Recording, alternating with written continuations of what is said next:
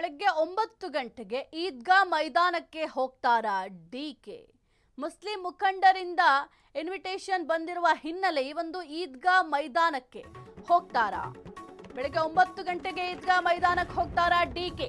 Muslim ಮುಖಂಡರಿಂದ invitation ಬಂದಿರುವ ಹಿನ್ನೆಲೆ ಈದ್ಗಾ ಮೈದಾನಕ್ಕೆ ಹೋಗೋದು ಹಾಲಿ ಮುಖ್ಯಮಂತ್ರಿನ ಅಥವಾ ಈದ್ಗಾ ಮೈದಾನಕ್ಕೆ ಸಂಭಾವ್ಯ ಸಿಎಂ ಹೋಗ್ತಾರಾ? ತೀವ್ರ ಕುತೂಹಲ ಕೆರಳಿಸಿದೆ ಈದ್ಗಾ ಮೈದಾನದ ಕಾರ್ಯಕ್ರಮ. ಈ ಒಂದು ಕಾರ್ಯಕ್ರಮಕ್ಕೆ ಈಗ ಯಾರು ಹೋಗ್ತಾರೆ? ಬೆಳಗ್ಗೆ 9 ಗಂಟೆಗೆ ಈದ್ಗಾ ಮೈದಾನಕ್ಕೆ ಡಿಕೆ ಅವರು ಹೋಗ್ತಾರಾ?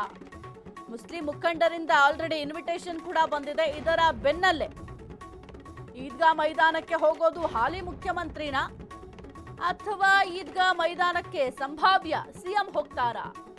ತೀವ್ರ ಕುತೂಹಲ ಕೆರಳಿಸಿದೆ ಈದ್ಗಾ ಮೈದಾನದ ಕಾರ್ಯಕ್ರಮ. ಮುಸ್ಲಿಂ ಮುಖಂಡರಿಂದ ಈ ಒಂದು ಈದ್ಗಾ ಮೈದಾನದಲ್ಲಿ ಕಾರ್ಯಕ್ರಮವನ್ನ ಆಯೋಜನೆ ಮಾಡಲಾಗಿದೆ. ಈ ಒಂದು ಕಾರ್ಯಕ್ರಮಕ್ಕೆ ಆಲ್ರೆಡಿ ಇನ್ವಿಟೇಷನ್ ಕೂಡ ನೀಡಲಾಗಿದೆ. ಹಾಗಾಗಿ ಸದ್ಯಕ್ಕೆ ಈ ಒಂದು ಕಾರ್ಯಕ್ರಮಕ್ಕೆ ಯಾರು ಹೋಗ್ತಾರೆ? ಸಿದ್ದರಾಮಯ್ಯ ಅವರು ಹೋಗ್ತಾರಾ ಅಥವಾ ಡಿಕೆ ಶಿವಕುಮಾರ್ ಅವರು ಹೋಗ್ತಾರೆ? ಯಾಕೆಂದ್ರೆ 9 ಗಂಟೆಗೆ ಕಾರ್ಯಕ್ರಮ ನಡೆಯಲಿದೆ. ಈ ಒಂದು ಕಾರ್ಯಕ್ರಮದಲ್ಲಿ ಹೋಗಿ ಭಾಗಿಯಾಗೋದು ಯಾರು ಎಂಬ ಕುತೂಹಲ ಕೂಡ ಸದ್ಯಕ್ಕಿದೆ. ಯಾಕೆಂತಂದ್ರೆ ಈಗ ಹಾಲಿ ಮುಖ್ಯಮಂತ್ರಿಗಳಾಗಿ ಸಿದ್ದರಾಮಯ್ಯ ಅವರಿದ್ದಾರೆ. ಸಂಭಾವ್ಯ ಸಿಎಂ ಆಗಿ ಡಿಕೆ ಶಿವಕುಮಾರ್ ಅವರ ಹೆಸರು ಕೂಡ ಕೇಳಿ ಬರ್ತಾ ಇರೋದ್ರಿಂದ ಹಾಗಾದ್ರೆ ಯಾರು ಹೋಗ್ತಾರೆ ಈ ಒಂದು ಕಾರ್ಯಕ್ರಮಕ್ಕೆ ಎಂಬ ಪ್ರಶ್ನೆ ಕೂಡ ಸದ್ಯಕ್ಕೆ ಮೂಡ್ತಾ ಇದೆ. ಇದರ ಜೊತೆಗೆ ಬ್ರೇಕ್ಫಾಸ್ಟ್ ಮೀಟಿಂಗ್ ಕೂಡ ಇದೆ.